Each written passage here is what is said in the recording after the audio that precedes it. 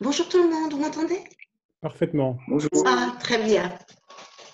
Bien, bonjour tout le monde, je suis vraiment très heureux, je vous remercie tous d'être présents aujourd'hui à cet événement un peu particulier puisqu'il se fait à distance, dans des conditions que vous connaissez tous.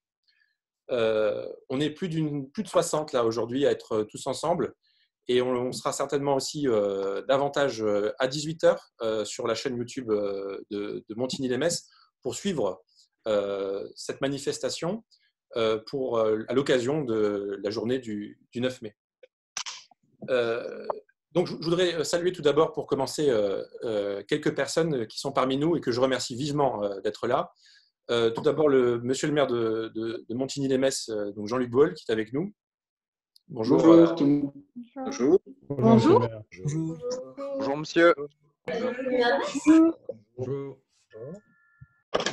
Nous avons aussi parmi nous Madame Maccarini, qui est donc l'inspectrice d'allemand pour l'Académie Nancy-Metz, IPR d'allemand. Merci beaucoup d'être là, Madame Maccarini. C'est un plaisir, merci pour l'invitation. Merci.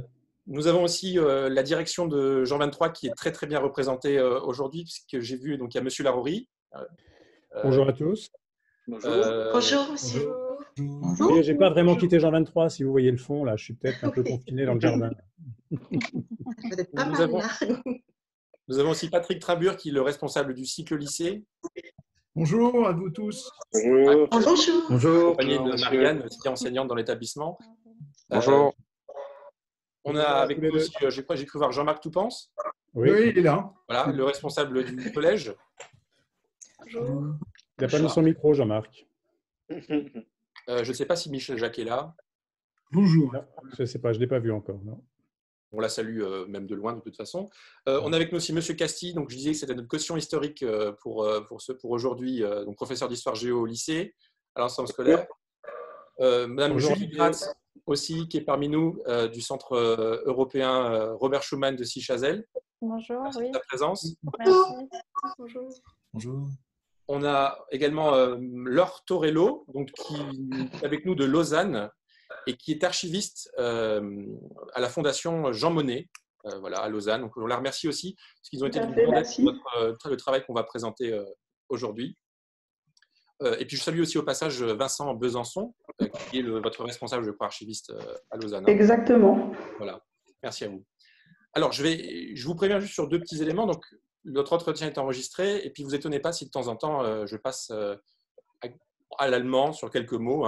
Voilà, l'occasion s'y prêtera aujourd'hui. Alors, je vais partager mon écran et puis je vais vous inviter à suivre tout ça avec nous. Voilà, donc bienvenue à tous. Alors, attendez, je vais juste. Hop, voilà. Donc, bienvenue à tous. Donc, on est tous réunis aujourd'hui donc, pour le 9 mai, der Europatag, le jour de l'Europe. Herzlich willkommen. Alors, on est tous un petit peu dans nos foyers, comme je le disais en introduction tout à l'heure. C'était pas prévu comme ça, normalement. Mais les situations sanitaires aujourd'hui nous forcent à relever un défi. C'est celle de fêter cette journée à distance.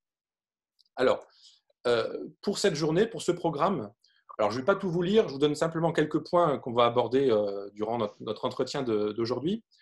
Alors, on commencera par écouter 3 hymnes, un medley de 3 hymnes, l'hymne français, l'hymne allemand et l'hymne européen, donc qui sera joué au piano par Angèle Lacberrière.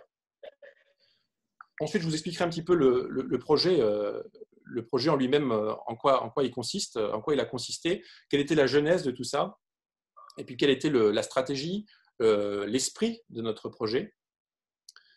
Ensuite, nous aurons 2 élèves. Alors, après, moi, je me tais à partir de ce moment-là et je laisserai les élèves parler.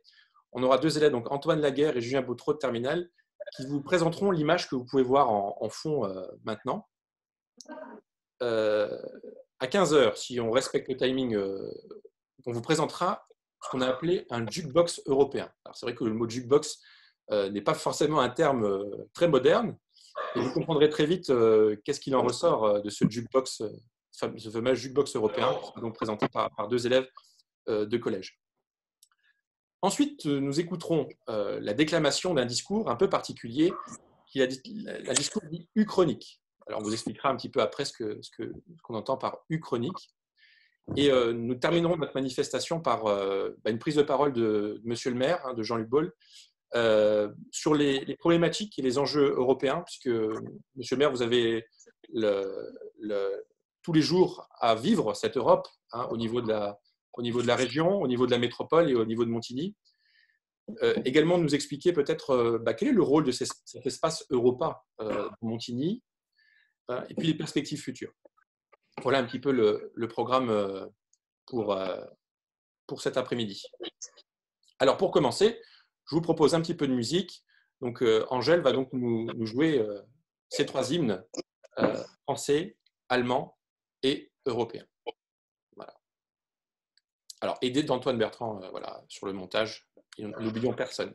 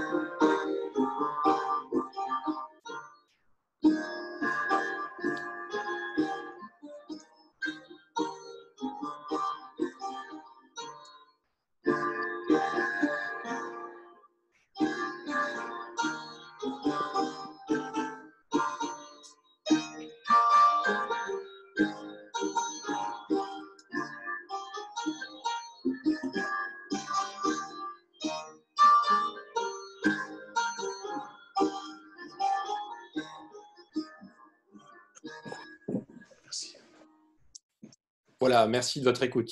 Bravo, bravo Angèle. Est-ce que tout le monde entend bien le son par chez lui? C'est bon, c'est bon. Très bien. Alors, pour vous expliquer un petit peu le sens du projet, das Projekt hier, heute. Alors, on est réunis aujourd'hui tous ensemble pour fêter les 70 ans d'un discours, les 70 ans du discours de Robert Schuman. Ce discours, vous le connaissez peut-être, on a souvent dit que c'était un discours qui était fondateur, d'une certaine façon, l'acte de naissance de l'Europe. Donc, c'est ce qui nous réunit aujourd'hui, ces 70 ans. Ce discours qui a été prononcé le 9 mai donc 1950 dans le salon de l'horloge au Quai d'Orsay à 18h. C'est pour ça d'ailleurs que vous pouvez le retrouver cet entretien à partir de 18h sur la chaîne YouTube de Montigny. Alors dans le contexte actuel, ce qui était important aussi, c'était d'être dans une continuité pédagogique. Garder le lien avec les élèves dans une période où bien, finalement nous sommes tous dans nos îlots, un petit peu confinés, et nous avons tous essayé de créer des ponts virtuels pour concrétiser ce projet. Alors l'idée de base de ce projet, c'était de convoquer et de donner une voix aux esprits d'un lieu. Alors le lieu qu'on a choisi avec les élèves du lycée, c'est l'espace Europa, alors ce qu'on appelle souvent à Montigny la salle Europa. Pourquoi cette salle? Parce que cette salle a connu de nombreux discours européens pendant de nombreuses décennies. Et souvent, ces discours, finalement, n'ont pas été enregistrés. On n'a pas vraiment une trace sonore de de ces discours. Donc l'idée, c'était de réveiller, de faire revivre ces esprits dans cet espace, en mettant en avant particulièrement donc, les personnalités européennes et les initiatives qui ont été faites dans ce lieu. Alors dans ce lieu, il y a eu des discours, comme je vous disais, qui ont été prononcés. Ces discours étaient souvent prononcés à l'occasion de la remise de la médaille d'or Robert Schuman. Alors en fait, cette médaille d'or Robert Schuman, elle était remise à des personnes qui s'étaient illustrées dans la construction européenne, dans la défense de l'idée européenne. Alors ce projet, il a aussi une continuité et une cohérence par rapport à ce que nous avons fait l'année dernière. Alors certains élèves présents aujourd'hui, qui étaient aussi autour de Monsieur le maire il y a un an jour pour jour, ont pu, il y a un an, déposer la capsule temporelle. D'ailleurs, on la voit juste derrière Jean-Luc. Voilà, elle est juste derrière. Donc, on a scellé une capsule qui renfermait l'esprit de l'époque. Donc, à l'époque, c'était l'esprit de 2019. Donc, on voit bien qu'en une année, en 2020, l'esprit a beaucoup changé. On aurait beaucoup de choses à dire sur cette année et sur cette période. Et nous avons été dans une perspective l'année dernière de s'adresser aux futures générations. Cette capsule, elle était un pont vers le futur. Et pour boucler la boucle cette année, nous avons décidé d'être dans une autre temporalité, c'est-à-dire appeler les esprits du passé. Donc faire un petit bond en arrière pour faire le lien et être totalement concret par rapport à l'espace sur les trois temporalités du lieu. Alors, aussi de manière plus simple, pour ces élèves, vous le verrez tout à l'heure, ça a été aussi une forme d'initiation à la rhétorique des discours, la manière aussi de déclamer un discours, les silences, le langage non verbal, les intonations que l'on peut avoir lorsqu'on prononce un discours. Donc tout ça, ce sont des choses un petit peu aussi transversales que nous avons pu voir dans ce projet. C'est aussi, d'une certaine façon, une initiation au travail de recherche. Donc, nous avons pu aller, durant le mois de février, alors, pendant que c'était encore possible de se déplacer, au CERS, qui nous a chaleureusement accueillis pour découvrir tous ces discours. Également à la mairie de Montigny-lès-Metz. Je remercie aussi tout le personnel de la mairie qui nous a ouvert les portes des archives pour accéder aux documents qui nous ont permis cette journée.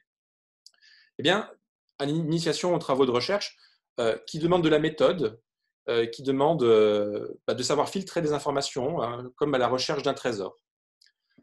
Et puis, c'est aussi l'occasion de découvrir l'histoire de notre territoire, la dimension franco-allemande, qui est une dimension fondamentale sur notre territoire, notamment parce qu'elle a permis la construction européenne et que dans notre période, elle est prégnante, cette dimension franco-allemande, dans la crise sanitaire qu'on vit. Donc, on est dans l'actualité. Puis enfin, de manière très simple, pour les lycéens, c'était la dernière année d'un programme qui intégrait une notion qui s'appelle espace et échange, Raum und Austausch. Et la salle Europa est, je trouve, parfaitement adéquate pour traiter de ce thème d'espace et d'échange. Il y a un philosophe qui s'appelait Michel Foucault qui avait défini le terme d'hétérotopie. Et il définissait l'hétérotopie, donc c'était en 1967, un an après la construction de la salle, et il définissait cette notion d'hétérotopie par un lieu, finalement, où s'incarne un idéal, un lieu où s'incarne une forme d'utopie, ce lieu qui est autre, hétérotopos. Eh bien voilà, cette hétérotopie, aujourd'hui, on vous propose de découvrir un petit peu l'idéal qu'elle essaie d'incarner depuis 1966. Alors, je vous présente rapidement les acteurs de ce projet, die Akteure des Projekts. Alors voilà, quelques photos de ceux qui vont tout à l'heure prononcer ce discours. En tout, ce projet a engagé 40 élèves de première et de terminale. Nous avons aussi des élèves de seconde qui se sont ajoutés. J'ai oublié de les nommer également dans l'article qui est sorti aujourd'hui. Donc voilà, je les nomme aussi. Il y a aussi quelques secondes qui participent à un atelier toutes les semaines à distance depuis le mois de septembre, donc bien avant le confinement. Voilà, je les salue. Et tous volontaires, évidemment, donc il n'est pas question de dire vous participez, sinon c'est la mauvaise note, etc. C'était vraiment sur la base du volontariat. Alors, voilà. Les acteurs de ce projet, je vous montre quelques photos, voilà, qui ont participé aux recherches durant ces dernières semaines, alors durant le mois de février. Alors, tous ces élèves font partie d'un atelier qui a été lancé il y a 3 ans, qui s'appelle l'atelier Passeurs de culture. C'est un atelier, finalement, où tous les élèves se réunissent pour porter un projet chaque année. Alors, au mois de novembre, c'était l'Escape Game dans l'espace Europa déjà, à l'occasion des 30 ans de la chute du mur. L'année dernière, c'était le dépôt de la capsule dans la rénovation. Parfois, c'est aussi dans Jean 23, c'est les stations numériques, la journée franco-allemande, la semaine des langues vivantes. Voilà, ce sont un atelier, si vous voulez, pour porter des séquences projets, sortir de la salle de classe. Voilà. Et puis, voilà, ces élèves ont vécu cette période un petit peu comme un défi en soi. Ils ont tous un petit peu utilisé leur chez-soi, leur Zuhause, comme un studio et comme un labo à domicile. Alors, ces élèves, maintenant, se proposent de vous présenter quels étaient ces personnages, ces personnalités, ces acteurs dans cette salle Europa qui ont déclamé ces discours. Alors, je vous propose de regarder une petite vidéo des personnes qui ont fréquenté ce lieu depuis 1966. Le 9 mai 2020, am 9. Mai 2020. L'espace Europa de Montigny-les-Metz. Der Europaraum. 70 Jahre nach der Schuman-Erklärung, die die Geburt Europas verkündet. Convoquer le temps d'une journée les esprits de l'espace Europa. L'esprit schumannien. Der Schumann-Geist. Esprit européen. Europäische Geister. Les berceaux de l'amitié franco-allemande et de la démocratie européenne dans notre grande région. 70 ans après le discours de Schuman, qui signifiait l'acte de naissance de l'Europe. Nous ferons à nouveau appel aux esprits. Le discours européen, die europäischen Reden. Die Geister des Haus Erweg. Wegen der deutsch-französischen Freundschaft und der europäischen Demokratie unserer Großregion.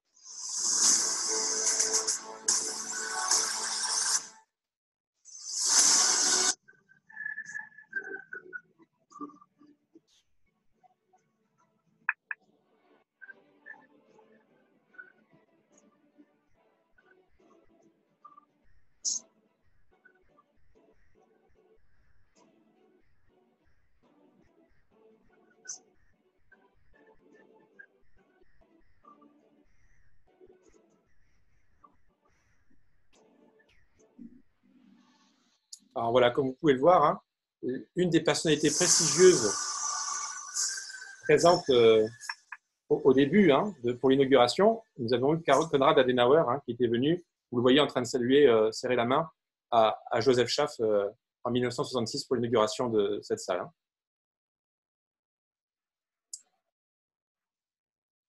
Est-ce que pour le son, ça va pour tout le monde? C'est trop fort? Il faut que je baisse un peu le son quand je diffuse la vidéo.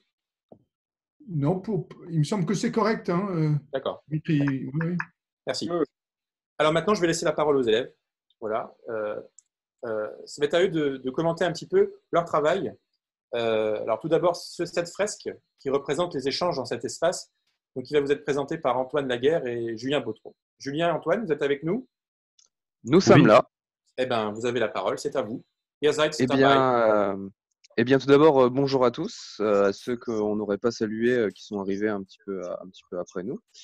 Et bien, j'espère que vous passez un bon confinement. Et donc je me présente, moi je m'appelle Antoine Laguerre et je suis avec mon camarade Julien Bautreau. Bonjour à tous. Et donc ensemble, on a réalisé cette fresque. Donc chacun a contribué à sa manière, c'est-à-dire que moi je me suis occupé du dessin et Julien m'a aidé au niveau des idées, etc. Donc comme Julien, c'est un peu l'investigateur de l'idée de départ, je vais le laisser exprimer un petit peu ce qu'il avait en tête et puis on va enchaîner comme ça. Merci Antoine. Alors, nous avons décidé de représenter une poignée de main entre ces deux protagonistes. La poignée de main est un symbole fort que nous avons choisi en raison du fait qu'on a pu l'observer tout au long de l'histoire. De nombreuses poignées de main entre des chefs d'État français et allemands, notamment avec Kohl et Mitterrand. Donc c'est un symbole fort de réconciliation et d'entente, et on peut voir sur cette fresque que c'en est le point central. Donc je vais laisser Antoine décrire les premiers symboles. Bien sûr. Donc, comme l'a dit mon camarade Julien, donc la poignée de main, donc c'est un symbole de l'entente et de la réconciliation. Mais donc à travers cette fresque, on a essayé de symboliser le plus possible, le plus fort possible ces symboles. Donc, par exemple, on a cette aura lumineuse autour de la poignée de main qui représente à la fois la chaleur humaine, une chaleur qui, dans un contexte de guerre froide, faisait un petit peu opposition. Mais également la couleur de l'acier et de la fonte, qui rappelle le passé sidérurgique commun à la France et l'Allemagne, mais également la flamme européenne. Donc au centre de cette image, on remarque deux protagonistes, un pour chaque pays, pour la France et pour l'Allemagne. On a choisi de ne pas leur mettre de visage parce qu'elle permet de représenter à la fois les dirigeants, mais également l'ensemble du peuple français, parce qu'une entente, ce n'est pas seulement entre deux dirigeants, mais c'est entre deux peuples. Donc entre le peuple français, le peuple allemand. Ensuite, une poignée de main, ça symbolise une entente. Une entente symbolise un potentiel pardon qui ne peut pas y avoir sans une confiance mutuelle, une confiance pour l'avenir et donc un avenir commun à la France et l'Allemagne. Je vais laisser la main à mon camarade maintenant. Tout à fait. Alors, on remarque également sur la fresque 3 drapeaux différents. Donc, au centre, le drapeau européen, qui est représenté par le feuillage de l'arbre. On peut voir les étoiles au milieu qui entourent la poignée de main. Et dans ce feuillage, on peut remarquer deux visages. À gauche, celui de Robert Schuman et à droite, celui de Konrad Adenauer, qui sont donc deux pères fondateurs de l'Union européenne. Et ils semblent veiller comme des esprits. Ils veillent sur cette poignée de main en la surplombant. Et concernant les autres drapeaux, on peut voir le drapeau français à gauche et le drapeau allemand à droite. Donc si on rapporte cette fresque sur une carte, on retrouve la France à l'ouest et l'Allemagne à l'est. Et je vais laisser Antoine continuer. Merci Julien. Donc ce qu'on a décidé de faire, c'est de diviser cette fresque ou cette illustration, c'est comme vous préférez, en deux parties, avec en haut la promesse et en bas l'espoir, le pardon. En haut la lumière et en bas l'ombre, le ressentiment. Donc on le remarque avec le feuillage qui est donc grâce à la boule lumineuse symbolisée par la poignée de main, qui est orientée, dont l'ombre est orientée vers le bas, donc avec vers le haut le futur et vers le bas le passé plutôt tumultueux des deux pays. Et donc, à travers ce passé, on remarque deux colombes qui sont tout d'abord symboles de paix, mais également avec une aura lumineuse qui est dont j'ai utilisé le même procédé que pour l'aura de la poignée de main, qui symbolise, entre guillemets, le rôle de guide de ces deux colombes vers le centre de l'image et donc vers la réconciliation. Ensuite, de façon plus simple, on remarque deux wagonnets de part et d'autre qui symbolisent, donc, comme on l'a dit tout à l'heure, le passé sidérurgique, le passé commun sidérurgique de nos deux pays, et également qui font référence aux 70 ans du discours de Robert Schuman, qui sera initiateur de la future CECA. Et donc, ces deux wagonnets portent la toque française et le casque prussien de la guerre de 70. Enfin, concernant donc le passé sidérurgique, on a les rails de ces wagonnets qui sont orientés vers le haut, donc vers l'espoir, vers la réconciliation et donc le futur, mais qui sont légèrement tordus, ce qui montre que ce passé a été, cette évolution n'a pas été directe. Il y a eu des étapes à travers des conflits, etc., qui ont mené vers aujourd'hui cette entente et ce qui nous amène aujourd'hui à faire cette conférence. Donc, je vais laisser à nouveau la main à mon camarade. Merci Antoine. Donc on remarque que le tronc de l'arbre est assez épais, il est très large, et on a décidé de le représenter solide, une base solide pour la fondation de l'Europe. On remarque aussi que les racines de l'arbre sont représentées de telle manière à ce qu'elles ressemblent à des mains, et elle semble, donc, comme avait expliqué Antoine, soulever et pousser les wagons vers le centre de l'image, voilà, qui représente encore une fois l'idéal européen. Donc sur le tronc, on remarque aussi deux gravures. À gauche, un coq français et à droite, l'aigle germanique.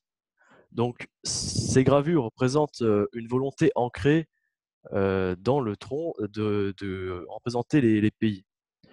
L'arbre est aussi un symbole de la République française. Et on rappelle que l'année dernière, il y a un an jour pour jour, le 9 mai 2019, nous avons également planté un arbre devant la salle Europa avec de la terre de différents pays.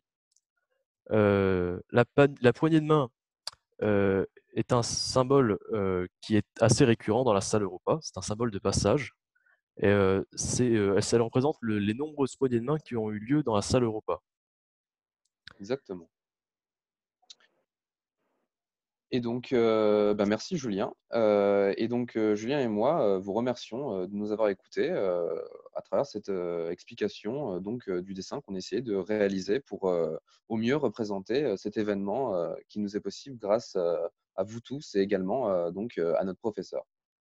Merci beaucoup Julien et Antoine pour votre travail de longue date et pour vos explications aujourd'hui.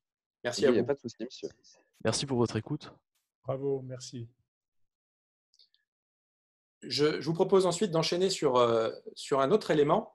Alors, dans nos travaux de recherche, on a trouvé beaucoup de choses. Des discours qu'on a condensés, qu'on a pris de 1966 jusqu'à à peu près 1990. C'est beaucoup de discours et on ne pouvait pas tous vous les présenter aujourd'hui. Alors, on a réfléchi à une manière, si vous voulez, de pouvoir y accéder simplement après coup et est née cette idée d'un jukebox européen. Et pour vous le présenter, je laisse la parole maintenant donc, à Malo Launay et à Justine Landfried. Donc, bonjour à tous, je m'appelle Malo Launay et je fais un tout petit peu plus fort, Malo, s'il te plaît. D'accord. Donc, bonjour à tous, je m'appelle Malo Launay et je fais partie du groupe qui pratique l'allemand avec M. Sokolowski le mercredi après-midi. Donc, je vais vous présenter ce qu'est le Jukebox européen, qui est un site internet qui a été construit sur le même principe qu'un Jukebox que l'on peut trouver dans un café. Mais à la place d'avoir une musique, c'est une citation qui fait référence à l'amitié franco-allemande et qui a été prononcée dans la salle Europa entre 1966 et 1989 qui se lance au hasard. Donc, ce qui différencie ce site d'un simple générateur de phrases aléatoires, c'est que chacune des phrases présentes sur le jukebox a été enregistrée par un élève de lycée qui pratique la langue allemande. Donc, ça fait de ce jukebox un témoin de l'amitié franco-allemande. Voilà. Merci Justine. Donc, ce sont 150 citations. Donc, en fait, c'était aussi pour rendre de manière totale le travail de chaque élève dans cette recherche. La plupart sont en version française et en version allemande, puisque tous les discours, à l'époque, étaient traduits d'une langue à l'autre. Voilà. Les personnes qui suivront cet entretien sur YouTube à partir de 18h auront l'occasion d'avoir le lien qui s'affichera dans la page YouTube juste en dessous. Voilà. On continue, on arrive à ce fameux discours uchronique de la salle Europa, die alternative Rede von dem Europasaal. Alors, qu'est-ce que c'est qu'un discours uchronique? Je ne sais pas si vous avez déjà entendu parler de ce terme. Un discours uchronique, c'est un discours fictif, imaginaire, mais tel qu'il aurait pu être. So wie sie nicht gewesen ist, so wie sie hätte sein können. Et donc les élèves se sont chargés de créer ce discours à partir de paroles et de citations de la salle Europa, donc de 1966 à 1989. Alors, si vous voulez, l'idée c'est que se serait-il passé, was wäre geschehen wenn, si tous les participants de toutes les années avaient eu la possibilité de se réunir aujourd'hui et faire un discours commun de tous leurs discours. Voilà. Donc, c'est ce qu'on vous propose. Alors, évidemment, à partir du regard d'élèves, on vous propose ce discours donc, qui est la réunion de l'ensemble des discours prononcés, donc de l'esprit de chaque discours en un seul discours. Finalement, cette diversité dans l'unité qui fait le slogan de l'Union européenne. Alors, je vous propose d'écouter ce discours maintenant qui va être déclamé par 14 élèves du lycée Jean 23.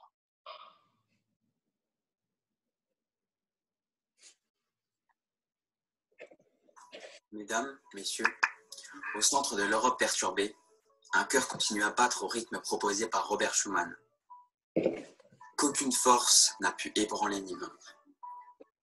Nos rencontres annuelles à la salle Europa constituaient un heureux et nécessaire prolongement de cette volonté et cette fidélité. Elles nous offraient également l'occasion de témoigner à d'illustres Européens obstinés la reconnaissance et l'encouragement. Un pays pour commencer, la Grèce. Elle a tout donné à l'Europe, ou presque tout. Elle lui a donné son nom, mais elle lui a surtout légué cet humanisme, qui est notre héritage commun le plus précieux. Aux racines de l'Europe, l'œuvre d'édification européenne a connu des prophètes, que ce soit de grands architectes, des ingénieurs, mais aussi de simples tâcherons. Parmi les prophètes, Victor Hugo, brillant, Churchill. Parmi les architectes, l'œuvre des grands bâtisseurs, Robert Schuman, Jean Monnet, Adenauer, de Gasperi. Parmi les ingénieurs, les réalisateurs quotidiens, tous ceux qui sont responsables des avancées pratiques de la communauté. Et enfin, parmi les tâcherons, ceux qui travaillent à partir de l'œuvre d'autrui. Une date fait autorité, le 9 mai 1950, dans le salon de l'horloge à 18h du soir.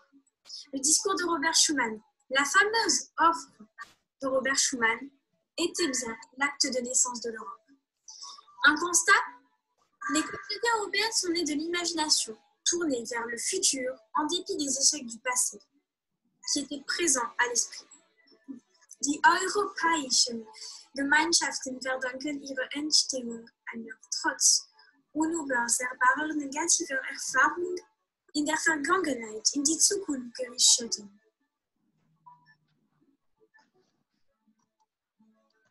Dans cette quête d'unité, l'essentiel de la solidarité européenne, son noyau solide et irremplaçable, c'est l'amitié franco-allemande. L'admirable accord franco-allemand qui, pour remuer l'histoire, est une des plus grandes réalisations de notre génération. Un homme à qui celui rend hommage porte l'esprit de cet engagement. Il s'agit, vous l'aurez deviné, de Robert Schuman. À cette personne se joignaient des principes, des idéaux, un cadre, un fil conducteur. L'Europe n'est pas une chose simple parce qu'elle n'est pas une vue de l'esprit que chacun peut construire à sa façon. Elle est une entreprise réaliste. Europa ist keine einfache Angelegenheit, denn es handelt hier eine geistige Vorstellung, die jeder sich auf seine Art und Weise machen kann. Sondern Europa ist ein reales Unternehmen. L'Europe doit devenir un guide pour l'humanité, afin de bâtir une société plus juste, plus humaine, et éliminer à jamais le risque de nouveaux conflits. Aufbau einer gerechteren und humaneren Gesellschaft und zur Vermeidung neuer Konflikte. L'espérance, l'élan, le sens de la générosité, une complémentarité entre la réflexion et l'action. Tout ce qui caractérise dans leur diversité et dans leurs unités les peuples européens. Voilà le sens de cet esprit schumanien. Une volonté, mélanger tellement les destinées des peuples qu'elles deviennent indissociables et puissent faire ensemble face à l'avenir et qu'elles ressemblent à un mariage en ce qu'elle est indissoluble et que sa conclusion est de nature prioritaire. Das die europäische Einigung darin einer gleicht, dass sie unauflöslich ist und der Vertragsschluss Priorität hat. Une action en somme d'autant plus grande qu'elle ne constitue pas seulement une recette pour la solution d'un problème passager, mais qui est créatrice. Seine Tat ist so größer, als sie nicht nur ein Rezept zur Lösung eines Augenblicksproblems war, sie ist schöpferisch.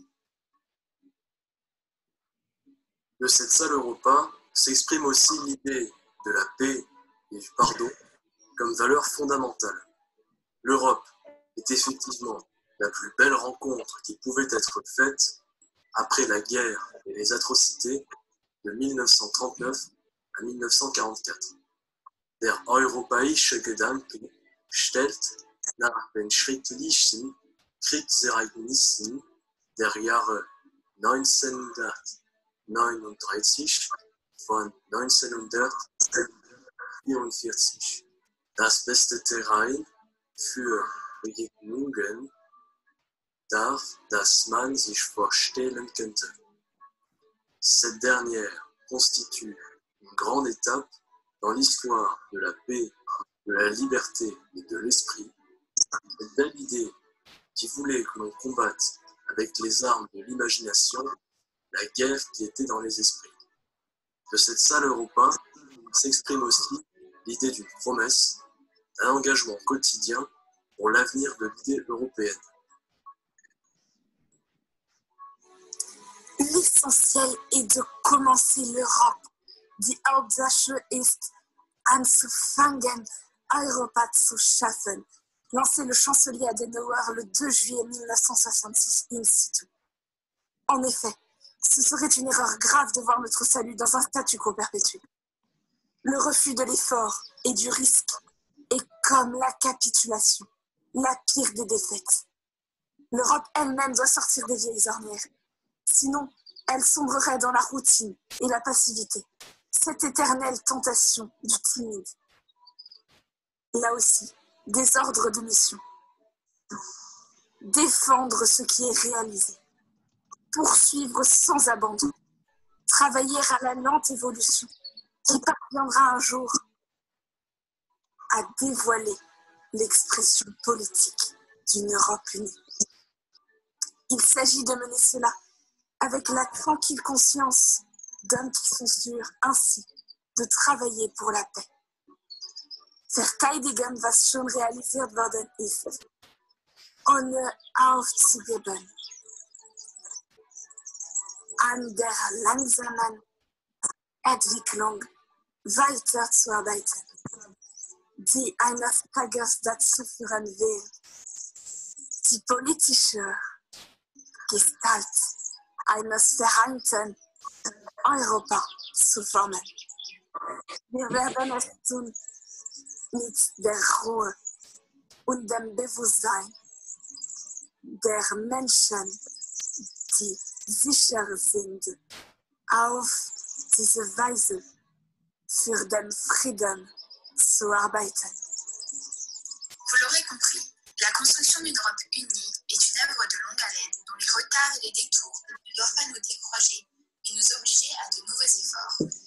Der Richtung eines vereinigten Europas ist ein langwieriges Werk, dessen Verzögerungen und Umweg uns nicht entmutigen dürfen, sondern uns vielmehr zu neuen Anstrengungen verpflichten müssen. Car au nom de la liberté et des droits des hommes, il importe d'accomplir aujourd'hui ce qui est possible et sage. L'avenir, c'est Georges Bernanos. On le fait jour après jour. Im Namen der Freiheit und der Menschenrechte ist es wichtig, heute zu verwirklichen, was möglich und klug ist. Die Zukunft, so sagte Georges Bernanos, macht man Tag für Tag. Si pour vous, l'Europe ne va pas de soi, sachez que pour nous, l'Europe n'a pas cessé d'être un grand dessein nécessaire. L'œuvre à laquelle nous faisons confiance n'est pas bâtie dans le vide. Elle a plongé ses racines dans le terrain le plus profond de l'histoire. Elle est un fait irréversible. Nous croyons qu'il manquerait quelque chose au monde si l'Europe, commune par sa culture, ne devenait pas un jour une réalité politique, une réalité humaine. Denn auch wir glauben, dass in der Welt etwas fehlen würde, wenn Europa verbunden durch seine Kultur nicht auch eines Tages zu einer politischen, zu einer menschlichen Einheit werden würde. Une devise domine notre idéal, unie dans la diversité. Une volonté de créer des ponts et non des murs. Une commune volonté de servir, au-delà des égoïsmes nationaux, la concorde des peuples et l'unité de l'Europe. La question européenne se résume donc en cette alternative. Unité ou écroulement, s'unir ou périr. En effet, tout ce qui distingue les hommes les uns des autres est stimulant. Mais ce qui les sépare n'engendre que la haine, l'incompréhension et les rivalités meurtrières. Tatsächlich ist alles, was Menschen voneinander unterscheidet, etwas Anregendes, doch alles, was sie trennt, sorgt nur Hass, Verständnislosigkeit und mörderische Rivalitäten. une Vielfalt geeint, que les pionniers d'hier et de la nouvelle génération créent des liens solides, un élément moteur, un esprit dynamique, capable de rassembler des forces disparates de nos nations pour que cesse l'indifférence et pour que se réalise l'Europe des peuples.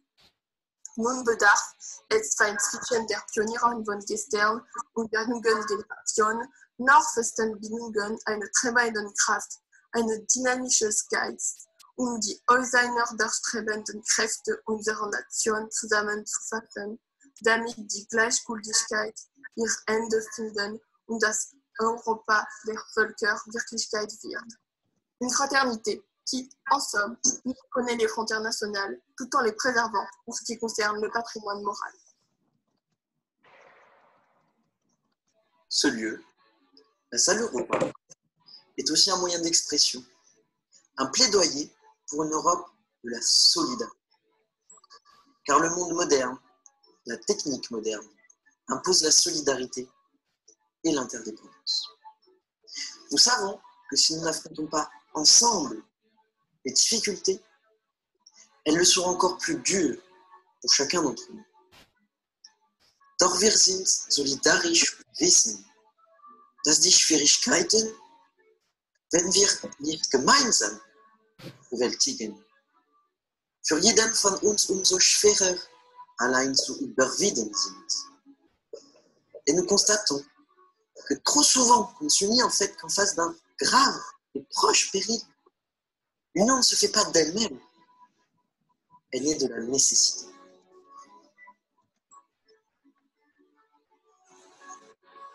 La culture, beau thème de discours, penseront peut-être certains, est aussi un élément puissant de rapprochement, de convergence. En effet, les liens culturels qui unissent les peuples d'Europe sont aussi un élément essentiel de l'identité européenne. Comme le disait Paul Valéry, l'idée de culture, d'intelligence, d'œuvre magistrale est pour nous dans une relation très ancienne avec l'idée de l'Europe. Ce lieu, notre idéal commun, fait que nous portons chevillés au corps des convictions fortes pour l'avenir. Nous revendiquons un esprit visionnaire. Nous sommes convaincus que l'Europe, sans unification, est un continent malade. Nous sommes convaincus que la nouvelle génération réussira sans nul doute à aller au-delà, à couronner l'œuvre économique par l'unité politique, à étendre la communauté européenne aux limites de la géographie européenne. Ohne jeden Zweifel wird die neue Generation erfolgreich darüber hinausgehen, das wirtschaftliche Werk durch die politische Einheit krönen und die europäische Gemeinschaft bis zu den geografischen Grenzen Europas ausdehnen. Nous sommes convaincus qu'il n'y a pas de véritable construction européenne sans une monnaie commune. Es gibt keinen wirklichen Aufbau Europa ohne eine gemeinsame Währung. Il est permis d'espérer d'ailleurs que cette notion de frontière ne sera que temporaire dans l'histoire de l'humanité et qu'elle deviendra demain aussi perméable et souple qu'elle ne l'était hier, ne serait-ce que par l'évolution des moyens de communication. Man darf übrigens hoffen, dass dieser Begriff einer Grenze in der Geschichte der Menschheit nur eine vorübergehende Bedeutung haben wird und dass die Grenzen morgen ebenso elastisch und durchlässig werden, wie sie gestern waren, sei es auch nur infolge der Evolution der Kommunikationsmittel.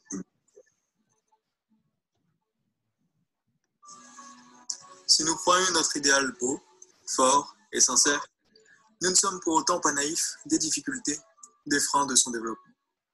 La devise « unis dans la diversité » peut parfois rimer avec « unis dans l'adversité ». Fort de ce constat, nous formons des avertissements pour les futures générations. L'Europe ne peut pas rester immobile dans un monde en mouvement. Nous ne pouvons plus risquer une autre guerre. Les nations européennes ne vaudront que ce que vaudra leur cohésion. Die europäischen Nationen werden nur das wert sein, was ihr Zusammenhalt wert ist. L'Europe ne pourra reprendre sa place dans le monde que le jour où les forces, toutes les forces de l'Europe, seront additionnées et intégrées. Europa kann seine Stelle in der Welt erst dann wieder einnehmen, wenn alle seine Kräfte Europas zusammengeschlossen und integriert sind. Le souvenir est l'avenir du passé, disait Paul Valéry. Ainsi, prenons garde car le voile de l'oubli semble de nos jours vouloir recouvrir le souvenir et par là même la dette de reconnaissance que nous avons envers les pères de l'Europe. Pour conclure, une métaphore s'impose à l'idéal européen de notre territoire, celle d'entretenir la flamme européenne. Cette étincelle de génie projetée sur l'avenir qui allume le brasier. Der geniale Funke, der in Zukunft die Feuersbrand zündet. Et qui permet de perpétuer les souvenirs et œuvrer pour que les enseignements que Robert Schuman nous a laissés ne soient pas perdus. Car leur actualité demeure aussi brûlante qu'au premier jour. Collectivement, le plus grand service que nous pouvons rendre à ses semblables, c'est de tracer un sillon de lumière à travers les consciences. Pour conclure, à propos des résistants de la dernière guerre, Malraux évoquait l'armée de l'ombre. Nous dirons, pour les militants de l'Europe, qu'ils forment maintenant, eux, une armée de la lumière. Puisse la flamme européenne, qui brillera dans le ciel de Lorraine, nous aider à servir la grande idée. Vive les États-Unis d'Europe. Es lebe die Vereinigten Staaten von Europa. Bravo. Voilà, bravo à vous. Bravo à tous les élèves. Voilà. Bon, c'est un discours qui est très dense, hein, vous avez pu le voir, qui en fait finalement, au fur et à mesure du travail, nous a permis de remarquer que toutes les problématiques actuelles avaient été traitées en fait dans cette salle. Hein. Voilà, je laisse juste les noms quand même pour que vous puissiez voir qui a participé.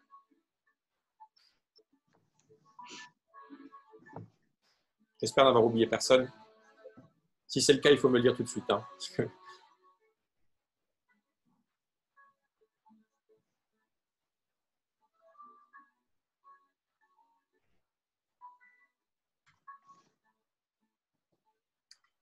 Voilà. Vraiment, bravo à tous. Hein. Bravo à tous. Bravo. Oui, bravo. Super. Super travail. Alors, maintenant, en fait, tout ce qu'on a vu jusqu'à maintenant, si vous voulez, c'était une manière de parler de quel était le devoir-être européen. On a parlé de l'idéal. Pour conclure, on a pensé pouvoir discuter avec deux personnes. Donc, la personne que je vais vous présenter maintenant, Julien Dauer, et puis avec Monsieur le maire pour conclure. Comment l'Europe, elle se fait aujourd'hui dans notre région, dans cette crise que nous vivons. Finalement, qu'est-ce qui fonctionne et qu'est-ce qui ne fonctionne pas dans cette Europe aujourd'hui? Quelles sont les choses qui avancent dans l'urgence que nous vivons en ce moment, et puis les choses qui demandent encore du travail. Donc, je vous propose d'écouter 4 minutes Julien Dauer, qui est le responsable du service juridique chez Frontalier Grand Est, par rapport à cette idée. Qu'est-ce qui fonctionne et qu'est-ce qui ne fonctionne pas? On fait comme ça. Alors concrètement, je vais peut-être commencer par les éléments qui sont un peu à regretter. C'est ce qui n'a pas marché pendant la crise sanitaire, c'est la gestion de l'urgence vis-à-vis de la crise sanitaire. Je m'explique.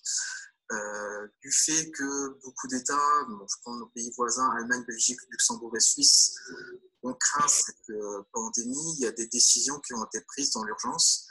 Et la principale, ça a été la fermeture des frontières, notamment décidée par l'Allemagne.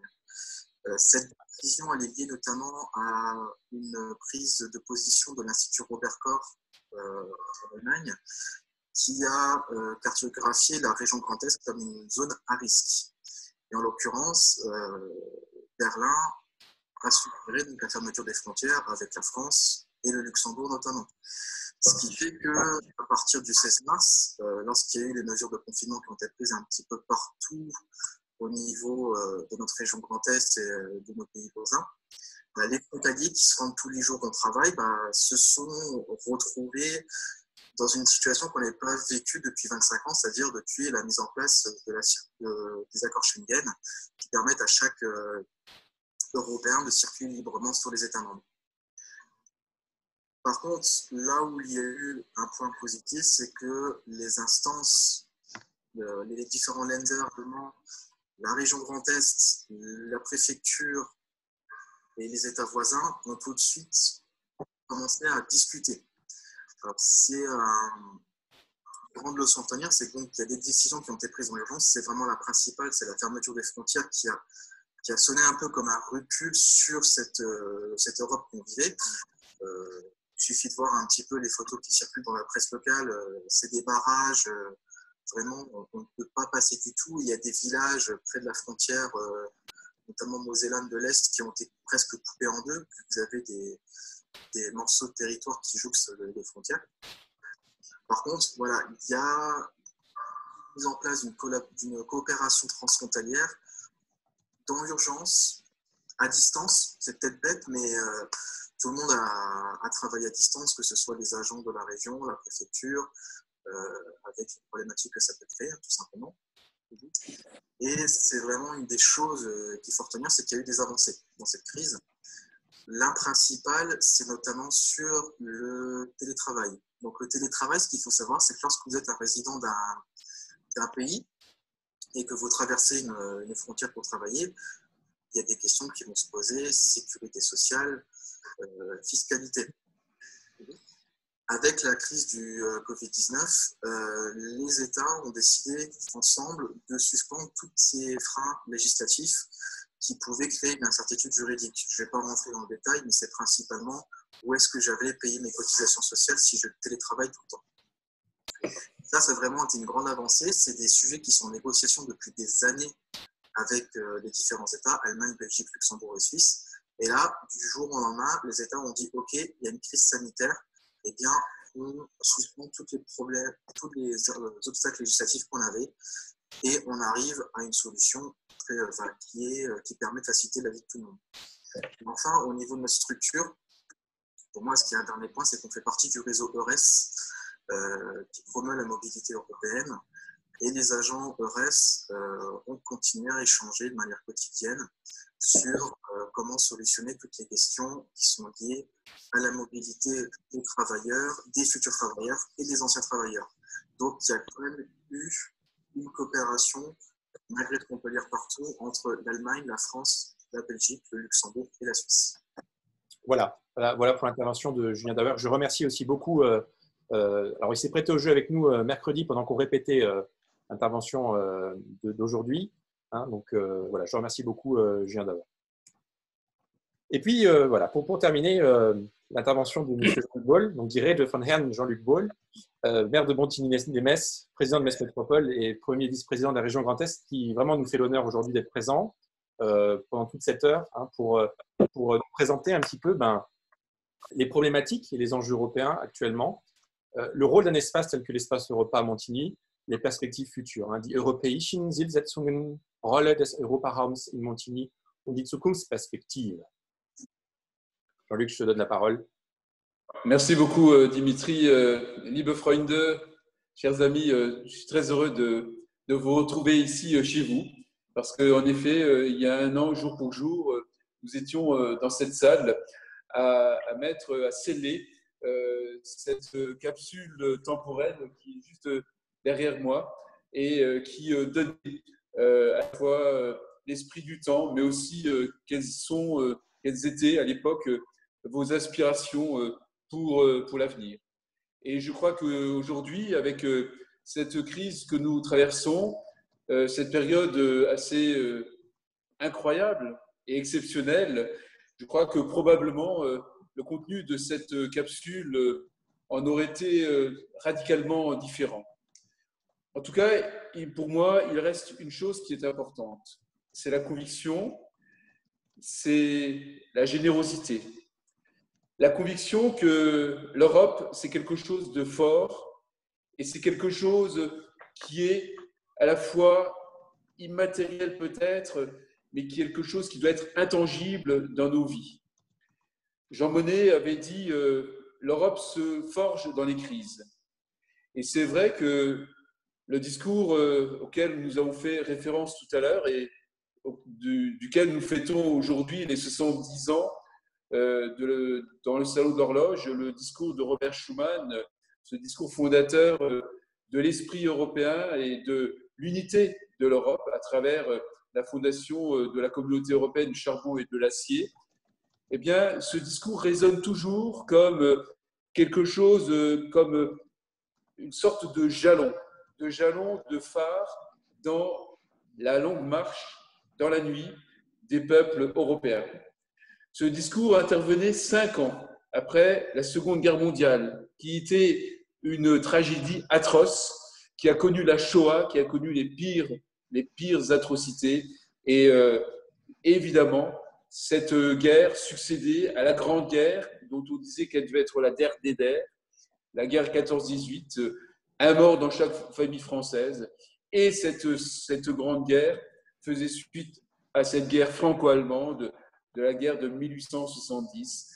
Bref, 3 guerres successives et 5 ans après, Robert Schuman avait ce culot incroyable de faire ce discours dans le salon de l'horloge du Quai d'Orsay. Et c'est donc cela, ce message de l'Europe. C'est cette Europe qui se crée, qui se forge, qui se mature. C'est une Europe qui est imparfaite, qui est parfois maladroite, qui est parfois méconnue, qui est parfois rejetée.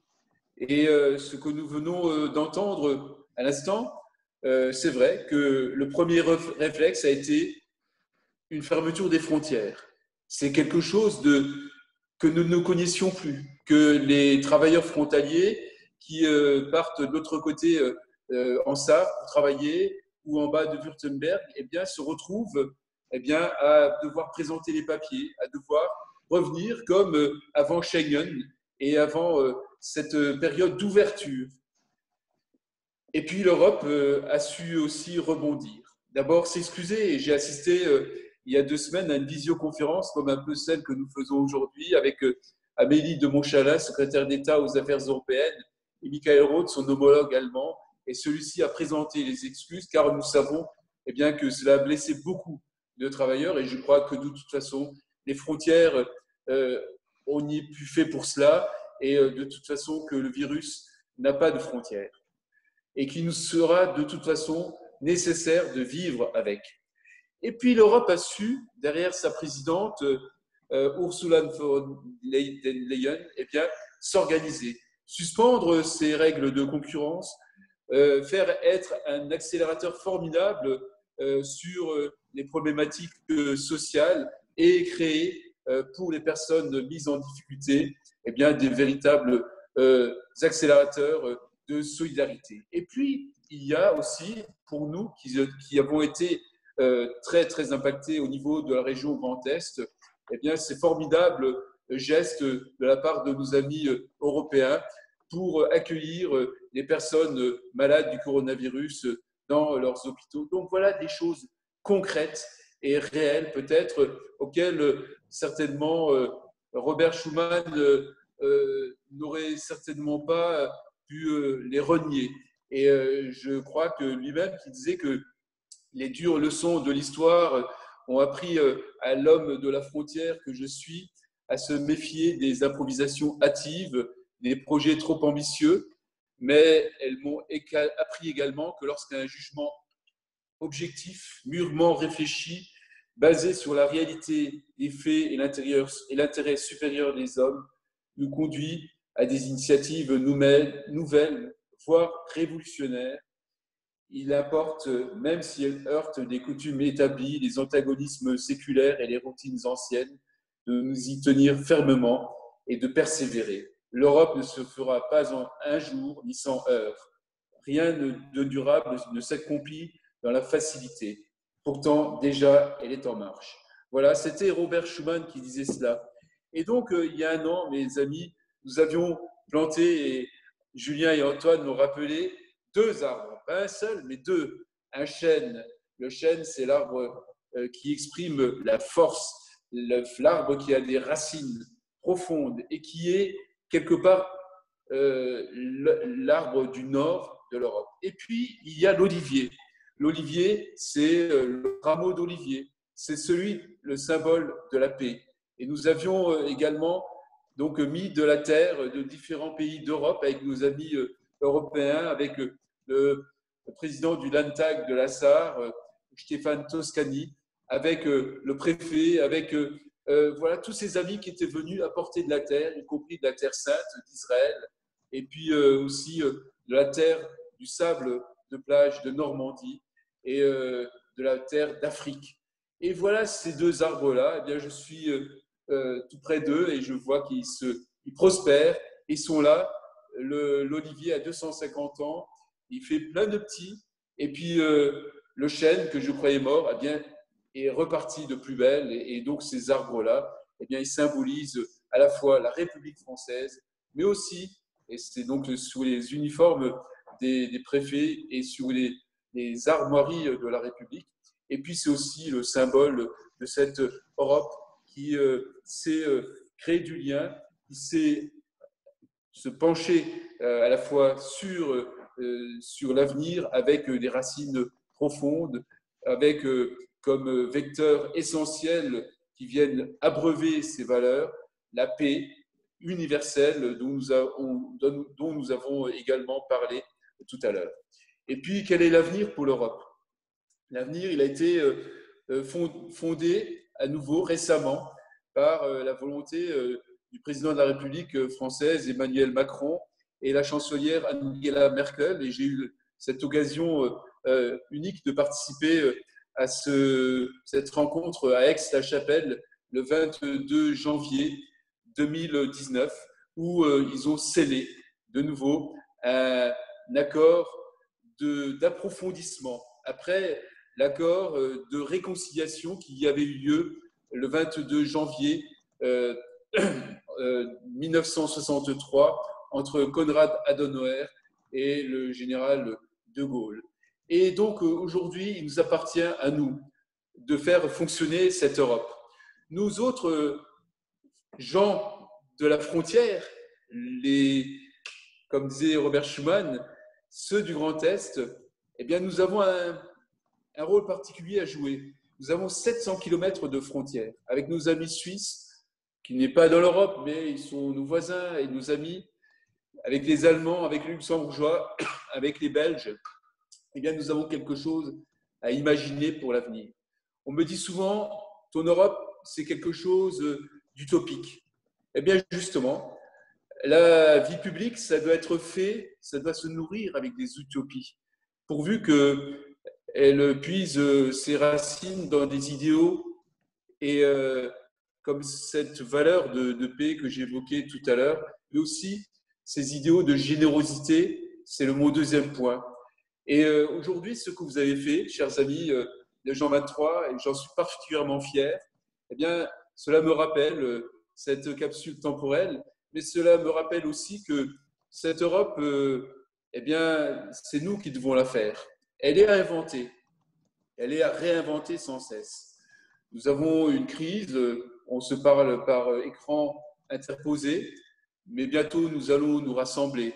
Et ce qui nous rassemble, c'est quelque chose qui est beaucoup plus profond que cela, qui est beaucoup plus profond que le net, qui est beaucoup plus pérenne que tout cela. C'est cette conviction profonde que, eh bien, à travers les politiques que nous allons créer ensemble, en matière diplomatique, d'économie, de défense, de culture, à travers cette relation transfrontalière, eh bien, nous allons pouvoir approfondir ces recherches communes pour, dans le cadre, par exemple, de l'intelligence artificielle ou dans le cadre de recherches scientifiques contre le coronavirus ou d'autres choses, eh bien, peut-être apporter le meilleur de ce que nous pouvons faire tous ensemble dans le Grand Est avec cette grande région. Et donc, aujourd'hui, c'est notre objectif. L'espace Europa dans lequel nous sommes pourra évidemment accueillir, je l'espère, à nouveau de grands événements. Vous avez fait ce magnifique discours utopique que j'ai beaucoup apprécié avec cette hétérotopie de Michel Foucault et ce lieu où s'incarne un idéal. Eh bien, nous avons voulu, avec mes amis de Montigny, le rénover pour que nous puissions à nouveau faire vivre nos idéaux et voir comment est-ce que nous pouvons ensemble encore faire cette Europe à laquelle l'histoire est attachée. Et je voudrais, pour terminer, simplement vous citer une très belle citation, vous dire une très belle citation d'un poète, d'un écrivain autrichien au début du XXe siècle, en 1916, Hugo von Hofmannsthal. Pour nous, en vérité, l'Europe est la valeur fondamentale de la planète. L'Europe est la couleur des astres lorsque, débarrassé de ces nuages, il recommence à scintiller au-dessus de nous. Merci mes amis, et vive l'Europe, et vive la paix. Merci beaucoup Jean-Luc, bravo. Merci à toi, merci pour votre accueil. Je vais prendre un petit temps pour remercier un peu tout le monde, toutes les personnes qui nous ont aidés pour cette journée avant de terminer. Et ça sera peut-être l'occasion d'entendre peut-être aussi Mme Maccarini qui est présente, l'inspectrice d'allemand. Si elle veut dire, je ne sais pas si elle voulait dire un petit mot. Écoutez, j'ai été vraiment très heureuse d'entendre les élèves, d'entendre Monsieur le maire. Je suis vraiment très touchée par le discours que je viens d'entendre. Vraiment, merci. Bel après-midi, belle manifestation. Je suis très, très touchée. Merci de votre présence, Mme Maccarini. C'était un bonheur, merci. Merci à toute la direction de Jean 23 qui est présente. Et ça me touche de voir que vous êtes là tous, hein, pratiquement pas vu, tout le monde est là. Donc cet après-midi, hein, Michel Larory, Patrick Trimbure, Michel Jacques, Jean-Marc Toupens, merci de votre présence, vraiment. Vous êtes toujours là à chaque fois. Dès qu'il y a un projet, donc vous m'avez toujours soutenu depuis toutes les idées un peu folles que j'ai pu lancer depuis, je sais pas, ça fait 5 ans maintenant. Bon voilà. Je suis sûr, Michel Larory dirait encore une première fois, parce qu'à chaque fois vous me dites que à chaque fois je suis habitué à ça, voilà. Merci en tout cas à tous et bravo aux élèves et merci Monsieur le maire, merci Madame Maccarini aussi d'avoir soutenu cette initiative. Et je dois dire que nous sommes très fiers déjà de nos élèves et de M. Sokolowski qui s'est fédéré et qui s'est rassemblé autour d'un beau projet que nous partageons tous donc en ce jour particulier du 9 mai. Donc vraiment un grand merci à chacun, un grand merci aux élèves, même ceux qu'on n'a pas forcément vus à l'écran et qui ont travaillé. Et le soutien des enseignants aussi. Il y avait Olivier Castille tout à l'heure. Donc vraiment, je suis vraiment touché, toujours très touché par ce que vous êtes capable de produire et très fier. Vraiment. Merci à vous. Merci également donc le nom m'échappe. Ah oui, à Laure Torello qui est avec nous depuis Lausanne. Merci à vous, c'était un grand plaisir en tout cas. Félicitations pour tout ce travail. Merci. Vous transmettrez aussi mes salutations donc, à Vincent Besançon hein, qui nous a fourni la petite vidéo d'archives de Konrad Adenauer avec Jean Monnet à l'entrée de la salle de repas le 2 juillet 66. Hein. C'est un document assez rare parce qu'on le cherchait depuis longtemps et grâce à vous, on a réussi à y accéder. En plus, c'était libre de droit. Donc, voilà. Merci beaucoup. Je transmettrai les salutations. C'est toujours un plaisir si les archives elles peuvent être vues. Voilà. Par l'intermédiaire de Madame Gratz, Julie Gratz, je remercie aussi l'archiviste qui nous a accueillis au CERS au mois de février pour pouvoir accéder à l'ensemble de ces discours. Je ne sais pas si Madame Gratz est encore là.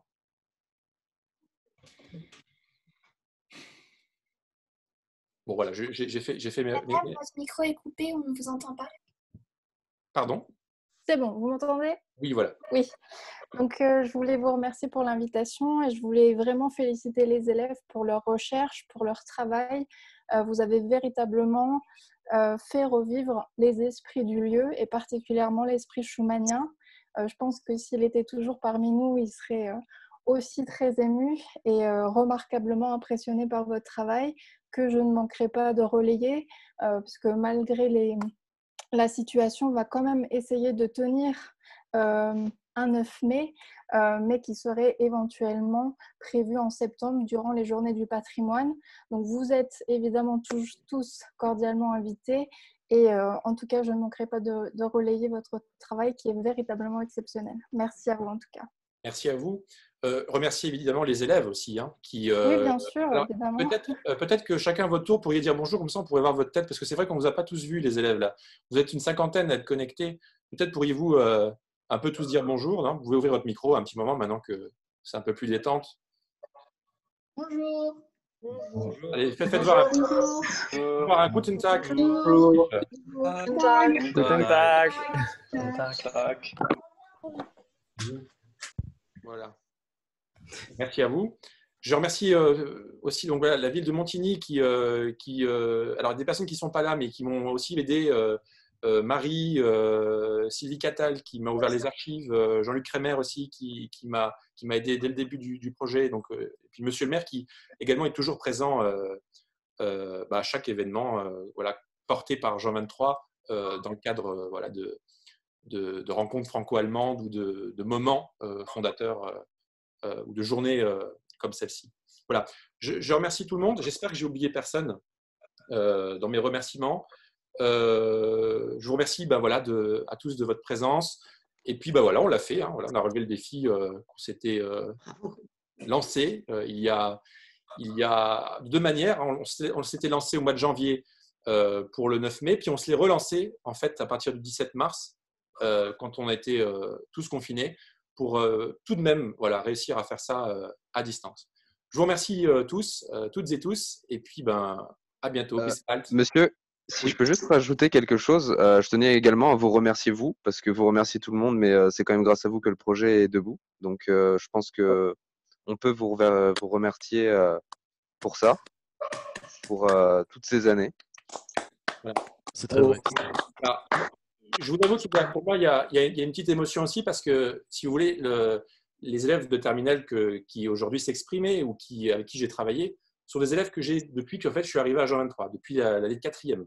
Donc, j'ai fait beaucoup de choses. Entre la 4e, j'ai eu ma titularisation, j'ai eu mon concours, j'ai développé beaucoup de projets, il y a beaucoup de choses qui ont avancé dans ma vie. Et ces élèves-là ont toujours été présents depuis 5 ans. Donc, voilà, moi, je suis très fier de vous. Vous m'avez beaucoup appris aussi, parce qu'on dit toujours que c'est les enseignants qui apprennent des choses aux élèves, mais les élèves aussi apprennent beaucoup aux enseignants, et vous m'avez beaucoup appris, et merci à vous. Voilà. Bravo. Faites aussi, monsieur. Bravo. Je vous souhaite à tous une bonne journée, et puis à très bientôt. Bientôt. Au revoir. Au revoir, monsieur le proviseur. Au revoir, monsieur Sokolowski. Au revoir à tous. Merci encore. Au revoir. Au revoir à tout le monde. Au revoir, monsieur. Au revoir, monsieur le maire. Au revoir à tout le monde. Au revoir. Au revoir encore, merci.